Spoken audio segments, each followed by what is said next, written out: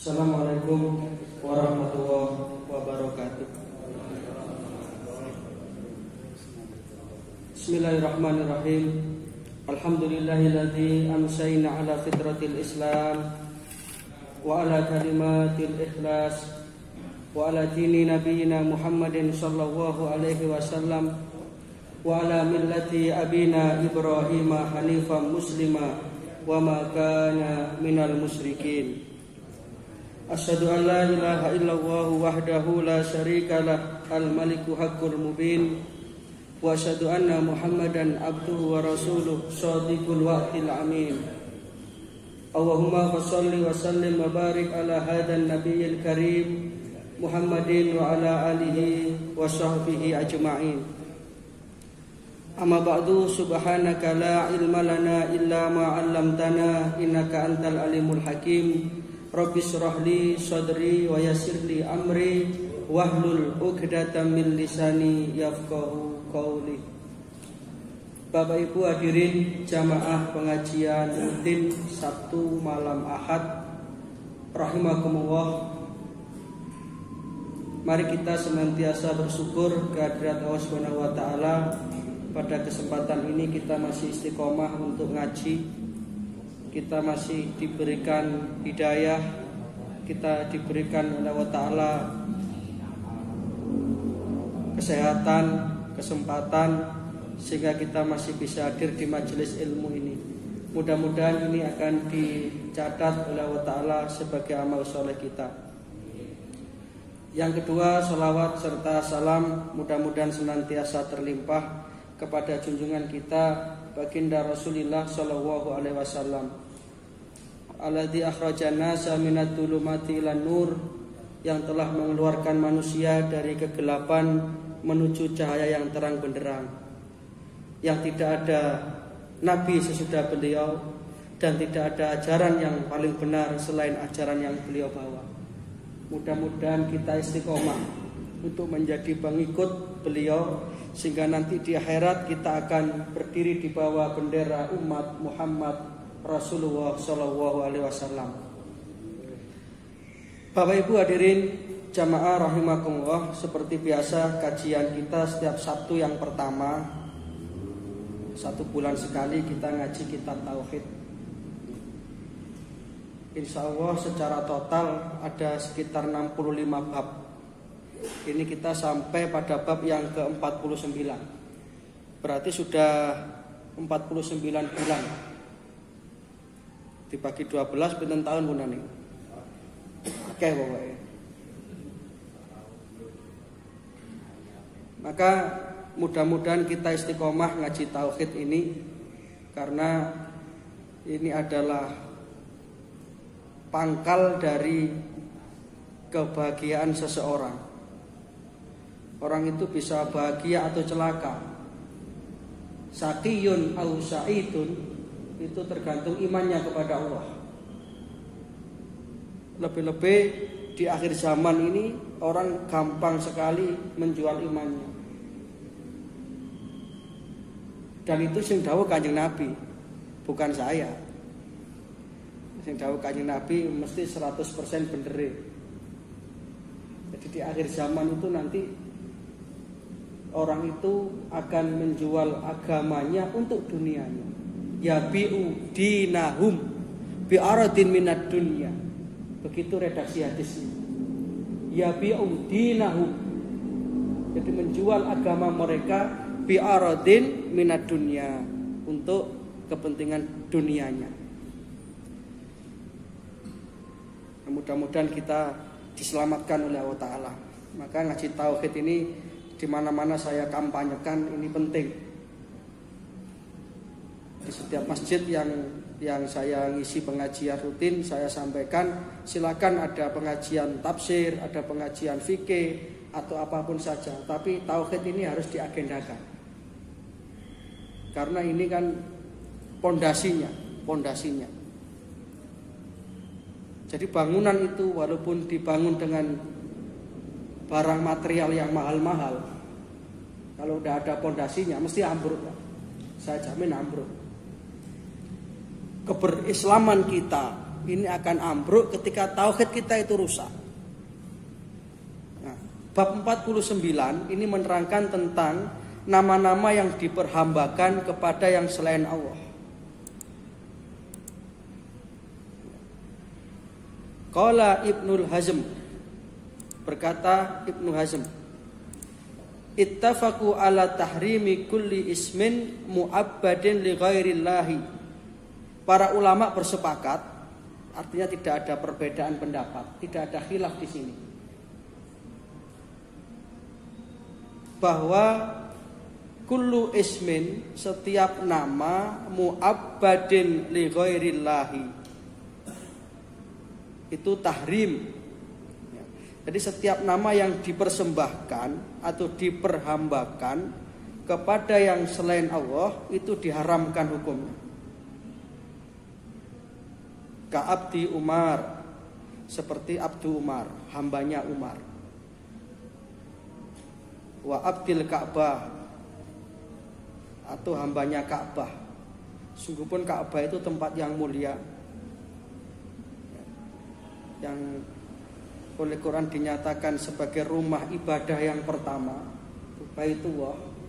Inna awwala baitin wudi'a lin-nasi lalladzi bi Bakkatan mubarakan.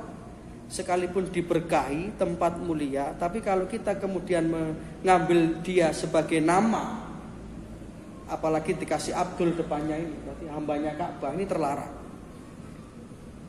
Terlarang. Wa ma asbaha dzalika, dan banyak sekali contohnya nama-nama yang sejenis. Ya, nama-nama yang sejenis. Maka di dalam memberi nama sesuatu itu harus betul-betul berhati-hati. Kalau kata orang barat itu, apa arti sebuah nama? Kembang mawar kamu beri nama apapun saja tetap harum. Begitu.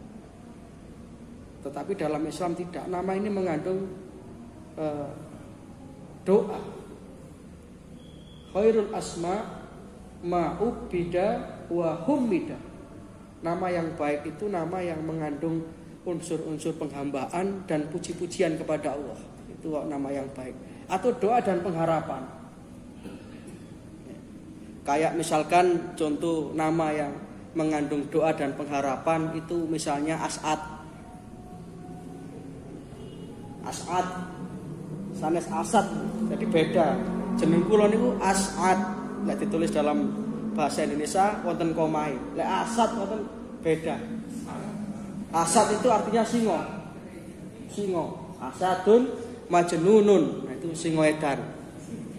Arema. Tapi kalau As'ad dari kata-kata sa'ada, yusa'idu. Isim takdirnya As'ad, yang paling berbahagia. Jadi saben-saben nyeluk kula As'ad, ngoten niku. Berarti kula didongakno, wong sing bahagia. Lek nyeluk tok antok, niku kan artine napa-napa. No Malik ada diceluk mendol barang ngoten niku. Tambah karek golekno rawon ae. Itulah nama. Zaman tahun berapa itu rame-rame telenovela itu kan banyak orang tua yang memberikan nama anaknya dengan nama-nama artis-artis telenovela. Digabung jeneng Islam aneh, Laila Mercedes. Ngoten niku. Edi Varises, ngoten niku. Orang ngerti artinya, padahal Varises ini kan penyakit sing napa niku.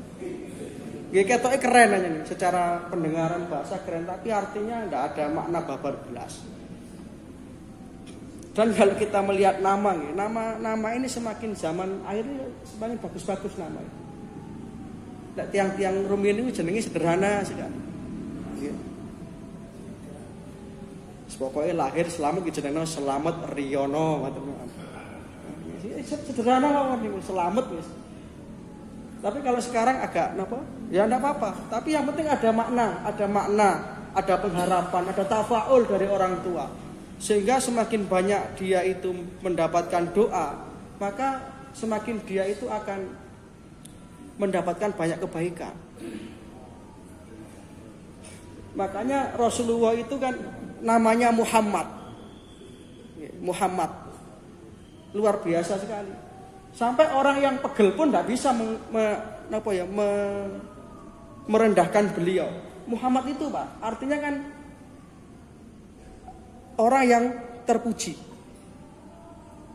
Nah, Abu Jahal, Abu Lahab niku saking gedenge kali Kanjeng Nabi, niku mboten purun nyebut ngoten. Ponakanku iku kurang ajar. Sopo iku lho? Lah sapa? Ya Muhammad itu. Akhirnya apa? Ya itu orang yang terpuji itu.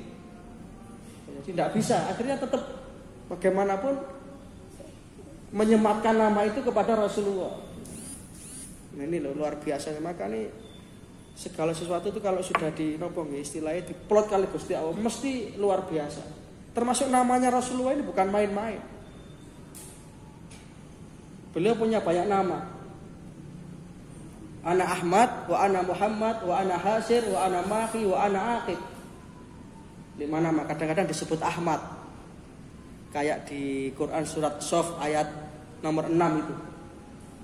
Beliau disebut Ahmad.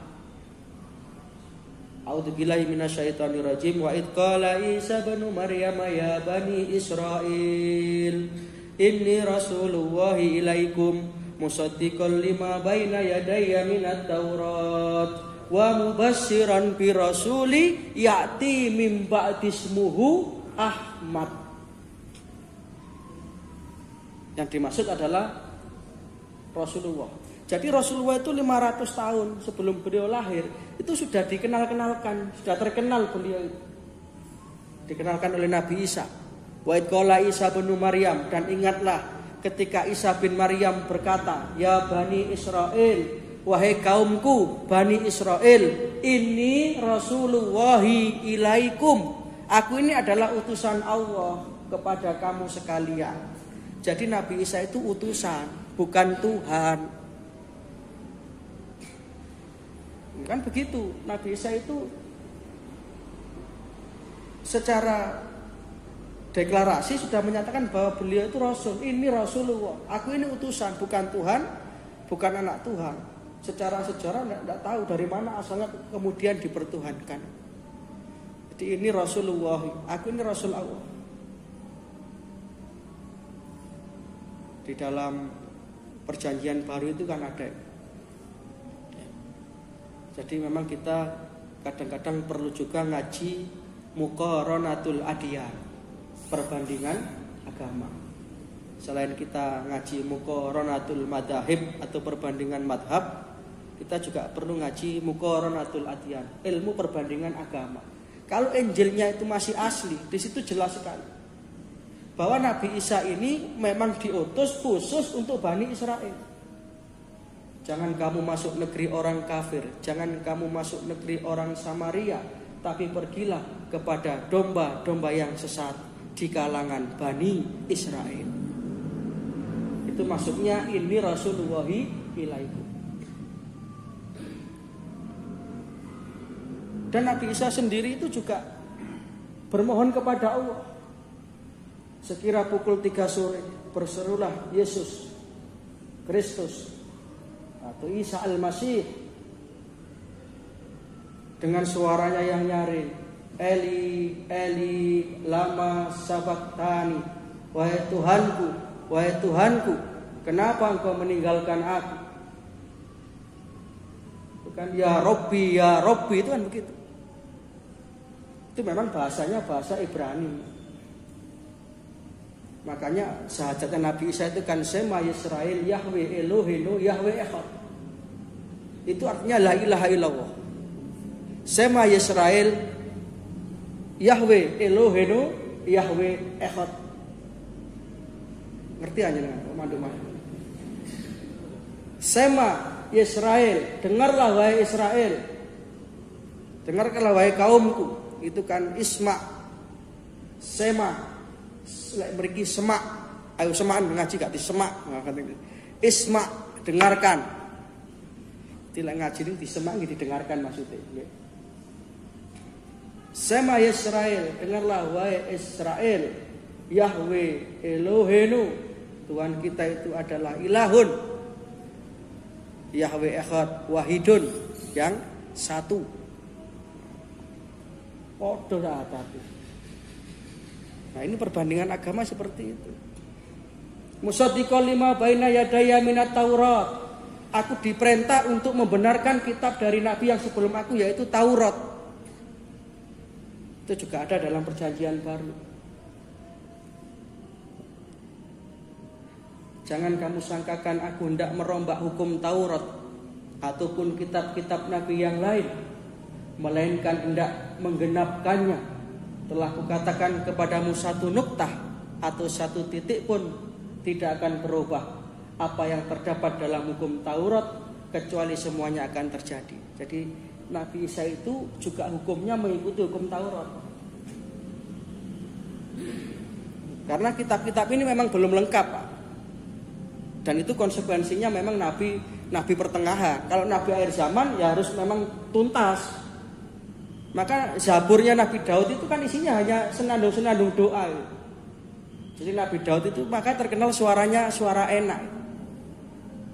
Karena memang kitab Zabur itu ya isinya hanya senandung-senandung doa, itu tidak ada hukum. Tapi tauhidnya sama. Taurat baru ada 10 undang-undang dalam kitab Taurat, 10 commandment. Tetap sama, yang pertama ya jangan mensekutukan Allah. Kalau Injil itu isinya hanya berita-berita gembira itu, termasuk satu di antara ini. Yakni akan datangnya roh kebenaran, kan begitu dalam Injil yang asli loh Pak, yang belum diubah-ubah loh. Makanya Rasulullah itu ketika ditanya sahabat bagaimana sikap kita terhadap Injil atau kitab-kitab Nabi yang lain itu, ya Rasulullah, kanjeng Nabi mengatakan la tukadzibuhu jami'an wa la tusaddiquhu jami'an. Itu sikap kita. Jangan diingkari semuanya, tapi jojok dieloki kabeh. Karena memang Nabi Isa ini pun juga syariatnya itu regional, Pak, bukan universal kayak Rasulullah. Karena beliau ini bukan nabi terakhir. Nah, baru kemudian Al-Quran inilah menyempurnakan kitab-kitab yang sebelumnya. Jadi Al-Quran itu sudah sempurna ila yaumil qiyamah, sampai akhir zaman. Al-Quran akan bisa menjawab tantangan zaman. Nah, sudah. Jadi itu tidak boleh kita itu menggunakan nama yang mengisyaratkan penghambaan kepada yang selain Allah. Termasuk ngaten iki misalnya, iki lho sing mbah reksa kene iki. Nah, ngaten niku sawangannya kan napa niku? Biasa, tapi itu hati-hati, Pak, bisa merusak akidah kita. Makanya kaitan dengan akidah ini harus betul-betul hati-hati teman-teman. Kita jangan sampai terpeleset. Karena salah sedikit saja resikonya naudzubillah min dzalik. Kalau kita sholat mungkin salah, mungkin masih bisa mendapatkan syafaat nanti di akhirat. Tapi lewat akidah yang salah, naudzubillah min dzalik.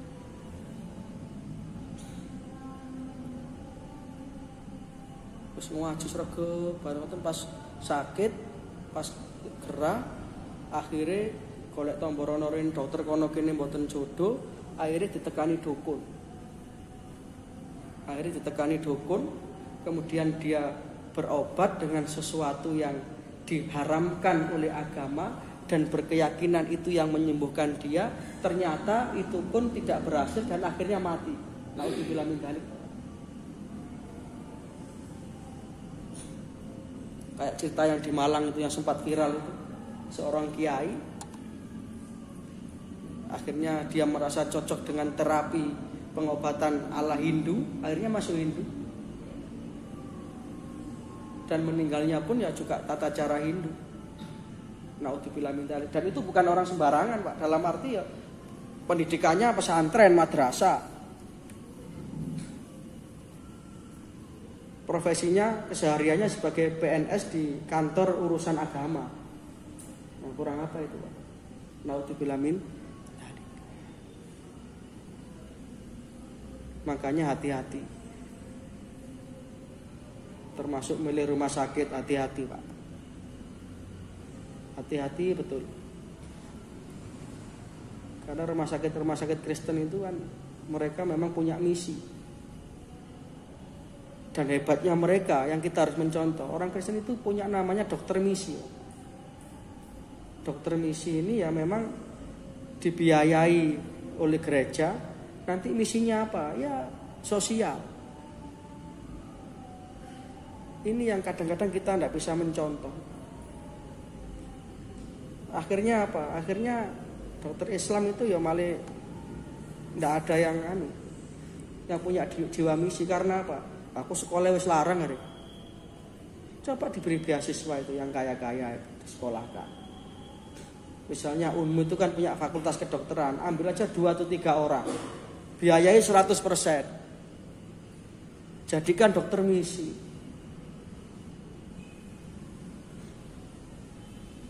Soalnya ini urusan akidah juga. Kalau kita itu memang enggak pernah lihat di lapangan. Kalau kita ke Malang Selatan, daerah-daerah kristenisasi, mereka itu gencar. Dan organisasi Islam yang agak bisa mengimbangi itu ya Muhammadiyah ini. Karena Muhammadiyah ini filantropinya kan nyata. Ada rumah sakit, ada panti asuhan, ada lembaga pendidikan.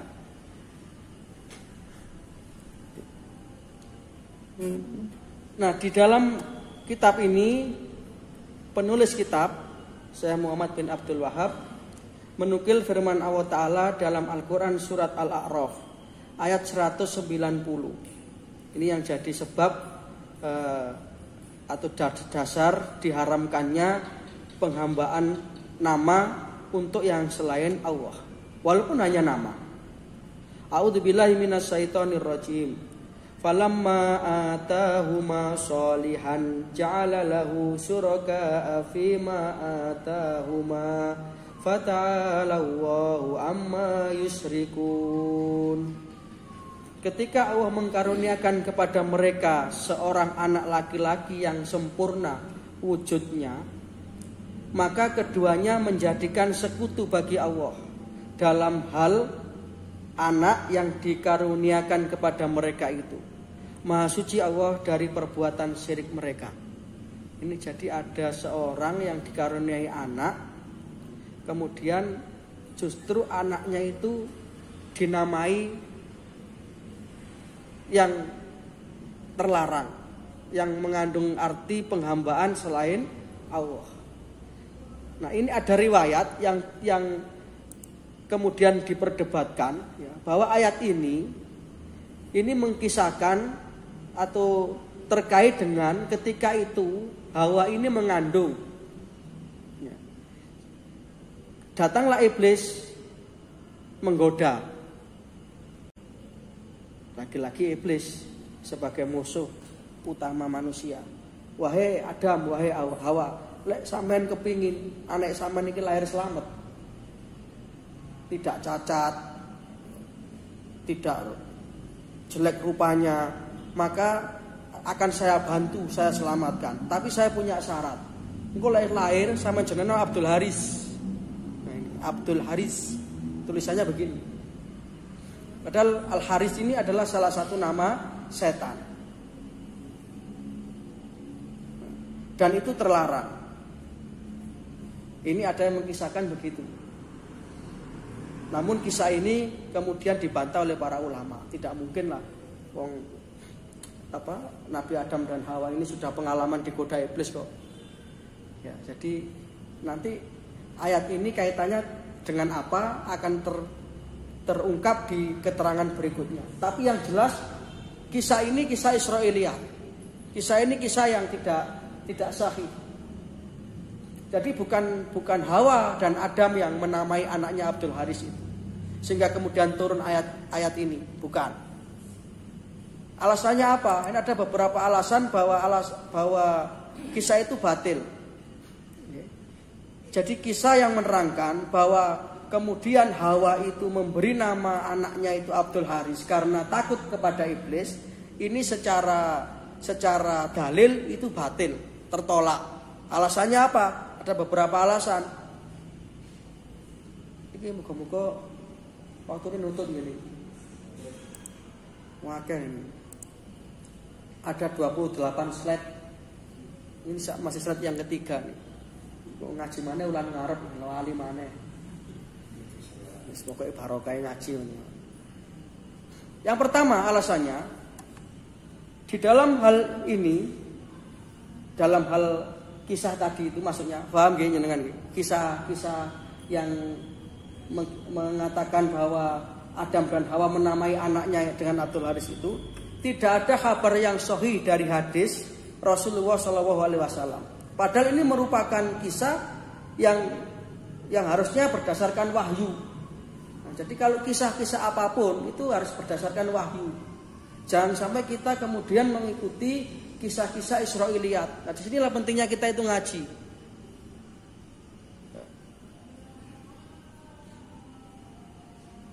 Dan menurut Ibnu Hazm, bila mengatakan bahwa innaha riwayatun khurafatun, bahwa riwayat yang menceritakan seperti itu tadi termasuk khurafat, maktubatun, dusta, maudu'atun, palsu. Tidak mungkin.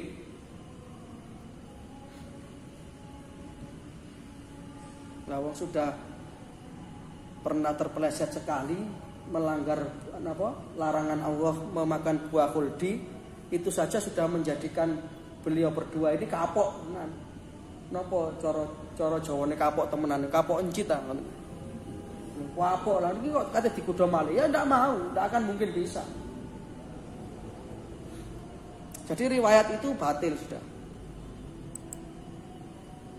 Yang kedua, wajib diimani bahwa para nabi itu terjaga dari dosa syirik. Karena mereka itu punya sifat namanya maksum. Dan ini ittifaq, ulama bersepakat, tidak ada lagi perbedaan. Para nabi dan para rasul itu manusia, iya, tapi beda dengan kita. Nah, mereka itu manusia terbaik di zamannya. Maka punya sifat namanya maksum, terpelihara dari dosa-dosa kecil, lebih-lebih apalagi dari yang namanya syirik. Ya jelas jauh Pak, tidak mungkin sama sekali, tidak mungkin. Lek blegering nggih padha nyen menungso juga lapar juga haus.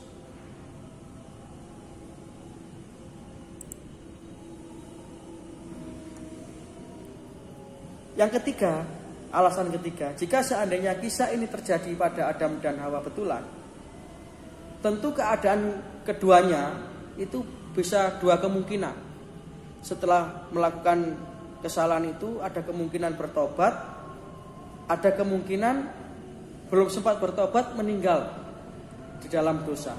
Padahal barang siapa yang membolehkan salah satu dari para nabi, semua loh, bukan hanya satu orang nabi, semua para nabi meninggal dalam keadaan syirik, maka itu termasuk kebohongan besar. Sekali lagi perlu kita imani bahwa para nabi dan para rasul itu adalah manusia pilihan Allah, tidak bisa mencalonkan diri. Maka mesti ya manusia terbaik di zamannya. Ngoten lho Pak. Tidak mungkin sampai kemudian melakukan kesalahan yang fatal sefatal ini, tidak mungkin.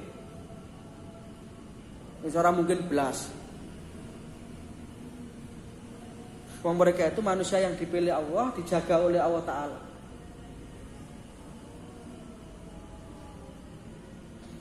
Dan apabila keduanya bertobat, walaupun bertobat tentu tidak layak. Dengan hikmah, keadilan dan rahmat Allah, kemudian Allah Subhanahu wa Ta'ala menyebutkan kesalahan keduanya. Jadi tidak ada satupun dalil yang mengatakan bahwa yang dimaksud ini adalah Nabi Adam dan Hawa. Ini kebohongan yang besar. Karena apabila ini betul-betul dilakukan oleh mereka berdua, tentu Allah akan ceritakan dalam Quran. Seperti ketika Allah menceritakan terpelesetnya Adam untuk memakan buah larangan itu, yang kemudian dalam sejarah itu disebut buah khuldi, ya, yang menamai adalah iblis. Dan ini jenis khuldun, ini buah keabadian. Kalau kamu makan ini kamu akan tetap kekal di surga. Itu kan asalnya namanya itu. Allah kan tidak memberi nama. Allah hanya mengatakan dam uskun anta wa zaujukal jannah. Kamu dengan istrimu tinggallah sudah di surga ini, sakarep-karepmu sudah. Tapi satu saja yang saya peseni, la taqraba hadis syajara fatakuna minadz zalimin. Ojo cedek-cedek wit itu lho ya. Niki lho kadang-kadang menungso niku sing diolehi ku abeh, sing dipengen siji, sing dipengen sing penasaran. Ngrewegekno nyenake dhewe iki. Coba minuman niku lho, minuman yang diperbolehkan dengan yang dilarang banyak mana? Sing dilarang mek siji tok minuman keras. Sing diolehi ana jus, ana kopi, ana sembarang kali ana jahe niki. Ngono wis ana sing asrop. Maka salah kalau orang mengatakan Islam barang gak oleh, ngene gak oleh, ngono gak oleh. Oh, berarti ngajine kurang jangkep. Justru Islam niku oke sing oleh, sing gak oleh. Dan mesti yang diperbolehkan, yang dilarang itu mesti membawa mudarat. Ampun. Yang keempat, telah valid dalam hadis sahih diterangkan, nanti manusia itu kan berbondong-bondong, Pak. Ya, berbondong-bondong. Yang pertama siapa yang dicari? Nabi Adam ini. Ya Adam, anta abal basar. Wahai Adam, engkau adalah bapak moyang kami. Situasi kayak begini, tolong kami, kan begitu. Apa jawab Nabi Adam? Sepurane ho. Aku dhewe sik urusan mbek Gusti Allah iki, perkara bakul di kalau sik diurus maneh iki. Sepurane. Lho begitu betul itu, Pak, betul. Begitu nanti. Ini hadisnya sahih, Pak. Hadisnya sahih. Cuma bahasanya ya enggak begitu, ini bahasa bebasnya kan ngoten. Nek swarga ya ora ono ngono ora ono. Tapi yang jelas semua nanti berbondong-bondong. Mbah, kula santulungi, Mbah. Sampe lak mbah kula gara-gara sampean kula ten donya niki. Coba sampean biyen enggak dahar kuldin niku lak di swarga kula. Lah maling mboten oleh ngoten nggih. Awake dhewe ajane penghuni surga lho gara-gara Mbah Adam lho. Nek kacek sak sret ngono tok wis akhire ya keloro-loro ngene iki nek donya ngene iki kudu nyambut gawe. Kudu soro, padahal nek swarga kan penak. Sik dibayangno teko pelayannya bidadari cantik kan ngoten. Sepurane ya wis golek olehane, golekno no. Ya no. Wae no. Tolong no. Napa jare jawabe Nabi Nuh napa? Lah anakku dhewe kentir kok. Jok mana? Anak kandung saya itu kan kentir itu. Sing almokongu wal cengeli itu. Iki sik diurus aku. Ya apa aku biyen oleh kok iso dadi arek koyo ngeten iki. Qala ya bunayya arkam ma'ana wa la takum ma'al kafirin. Ayo nang Pak Perahu le, aja melu wong kafir. Apa jawabnya Kanan itu? Qala sa'awi, lak cowengela nih. Ala jabalin yasimuni minal ma. Boten Bah, sepurane. Aku tak ning dhuwur gunung ae, tak ndelok banjir terus dhuwur gunung. Iki ketoke pinter padahal keminter. Ngoten lho anak ngeten iki. Barangkali titel gelar kesarjanaannya memang lebih dari bapaknya, tapi akhirnya minter ngeten. Padahal sakjane nggih pinteran Nabi Nuh. Sakniki nggih logikanya, kalau di atas perahu seberapapun tingginya air, perahu tetap ndure banyu. Lah ndure gunung, lah lek banjire melebihi gunung. Dan terbukti banjir Nabi Nuh itu menenggelamkan gunung Judi. Gunung sing diambah kali Kanan niku tenggelam. Nah, akhirnya Nabi Nuh mboten saged sepurane golek liyane. Coba kamu datang kepada Abul Millah. Coba kamu datang kepada Khalilur Rahman, Ibrahim alaihissalam. Mbah Ibrahim. Oh boleh. Bapakku dhewe lho. Tukang gawe patung sik diurus aku iki. Azar itu kan bapaknya kandung, Pak. Tidak bisa. Datang kepada nabi-nabi yang lain tidak bisa. Baru satu ini. Laqad ja'akum rasulun min anfusikum. Punisa nih.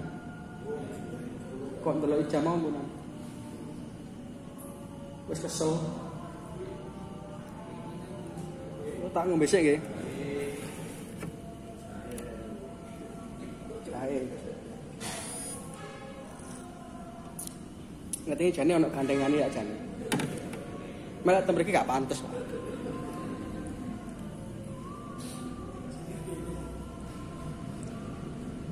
Baru ketika datang berbondong-bondong pada Nabi yang satu ini, laqad ja'akum rasulun min anfusikum azizun 'alaihi ma anittum harisun 'alaikum bil mu'minina raufur rahim.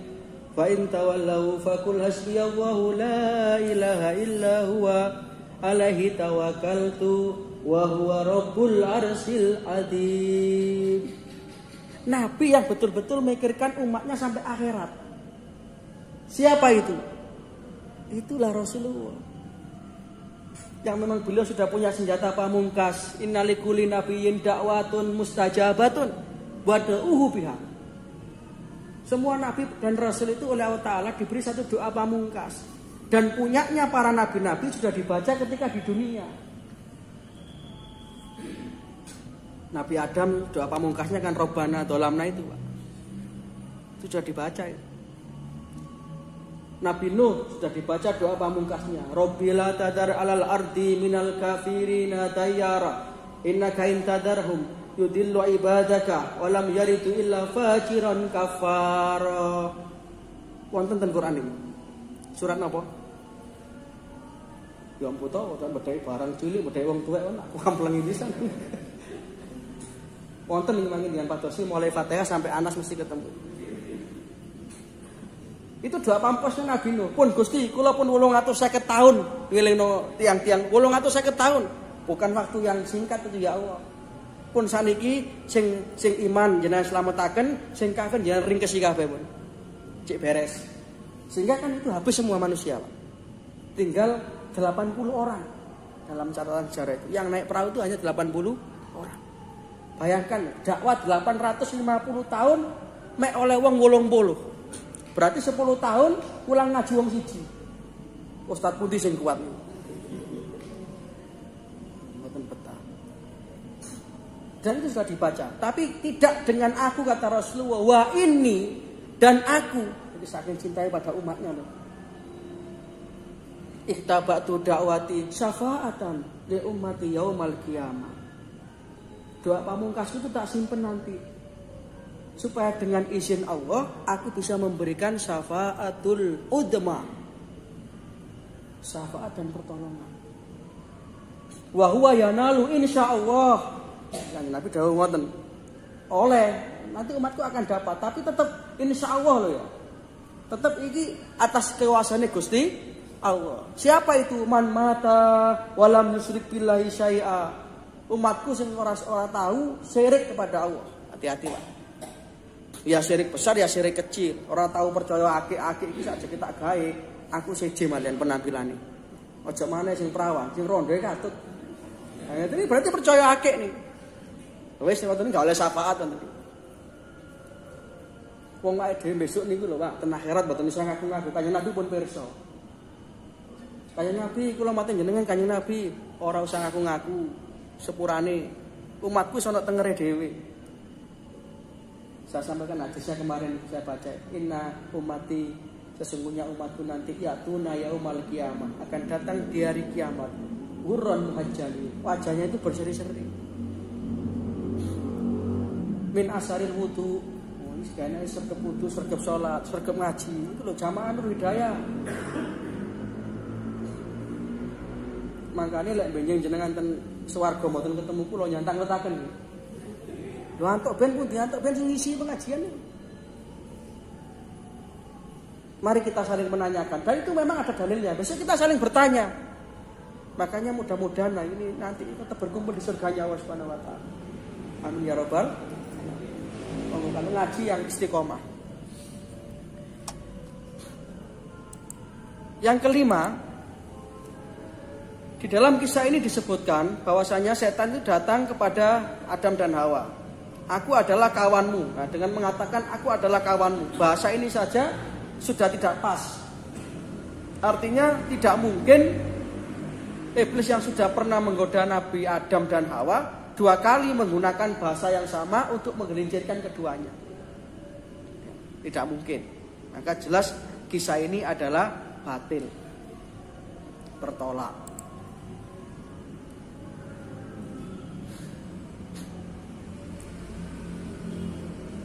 Dan yang keenam alasannya, Di dalam kisah itu diterangkan bahwa iblis ini seolah-olah punya hak dan kuasa akan keadaan bayi yang dikandung oleh Hawa itu. Kolega tak kenekno lho bayimu. Nah, padahal dia tidak bisa punya kuasa apa-apa. Hanya Allah yang maha kuasa. Maka ini ancaman iblis ini tidak berpengaruh apa-apa. Nah, tidak mungkin itu bisa dilakukan oleh iblis. Yang ketujuh, firman Allah Ta'ala, fata'ala Allahu amma yusyrikun. Maha suci Allah dari perbuatan syirik mereka. Al-A'raf ayat 190. Dengan menggunakan jamak. Maka kalimatnya ini jamak, bukan menggunakan kalimat musanna atau dua orang. Nah, maka ini menunjukkan bahwa yang dimaksud ini bukan beliau berdua, tetapi siapa? Nah, ini yang perlu hati-hati. Senajan ini bukan Adam dan Hawa, tapi para ulama bersepakat yang dimaksud orang melakukan kesyirikan terhadap kelahiran bayi itu adalah anak keturunan Adam. Nah, hati-hati. Ya, hati-hati, lek pun ada nisa pun diterusno Pak. Kalau wis dikai waktu kurang 10 menit tanya jawab nggih. Saya berharap jenengan bertanya, saya tidak menjawab karena waktunya habis. Monggo, satu pertanyaan langsung muni jadi. Oke, monggo Pak. Setunggal mawon. Pun ada nih tadi, boten sama ya. Ada nih lho. Boleh tanya aja, nggak mungkin nanti dijawab kapan. Oke, alhamdulillah. Saya tertarik ini. Kalau tidak salah saya pernah di tafsirnya yang sekitar saya Nabi Adam diturunkan ke dunia itu Allah sudah bilang, sudah kamu turun ke dunia karena sudah saya siapkan semua, katakan kuburan ini sudah saya siapkan semua itu. Turunnya Nabi Adam ke dunia itu apakah memang skenario Allah melalui setan atau memang disengaja? Karena kalau turunkan mestinya kan bukan hukuman itu. Makanya sudah, karena kan dunia itu sudah dipersiapkan katanya sekian puluh miliar tahun apa-apa itu adalah untuk manusia. Tapi nyatanya begitu Nabi Adam itu diturunkan itu karena bujuk rayu daripada Adam, sudah kamu turun ke bumi, sudah aku persiapkan kamu semua apa itu jauh kurang-lebihnya itu. Nah ini bagaimana dengan apa itu bujuk rayu iblis itu? Makanya. Ya, terima kasih. Saya jawab singkat. Jadi memang segala sesuatu yang terjadi di dunia ini tidak ada yang tidak atas kuasa Allah. Termasuk skenario-skenario seperti itu sudah ditata oleh Allah Subhanahu wa taala. Hanya saja kemudian hidup ini diberikan pilihan. Imma syakiran wa imma kafura. Ada kalanya kita yang menjadi orang yang bersyukur kepada Allah, ada kalanya menjadi orang yang kufur. Tapi yang jelas semua itu atas kehendak Allah. Tidak ada kuasa manusia terhadap manusia yang lain. Tidak ada kuasa makhluk untuk menyesatkan makhluk yang lain. Ya. Mayyahdihillahu fahuwal muhtad. Siapa yang diberi petunjuk oleh Allah Ta'ala, satu dunia tidak akan ada yang bisa menyesatkan. Ini materi nanti adalah materi hadis arba'in yang kita bahas besok pagi. Oke, harap besok pagi rawuh sedaya nggih. Keterangan dilanjutkan besok pagi. Tapi masih 10 menit. Oke, 10 menit. Niku Pak, intinya seperti itu. Mudah-mudahan ada manfaatnya. Mudah-mudahan kita senantiasa mendapatkan taufik dan hidayah, amal ilmu rezeki yang barokah. Dan mudah-mudahan ilmu kita ini bisa menjadi ilmu yang bermanfaat. Kalau ada yang benar semua dari Allah, kalau ada yang salah mudah-mudahan diampuni oleh Allah Subhanahu wa taala. Terima kasih. Assalamualaikum warahmatullahi wabarakatuh. Terima kasih kepada peserta menyampaikan. Innallaha wa malaikatahu yusholluna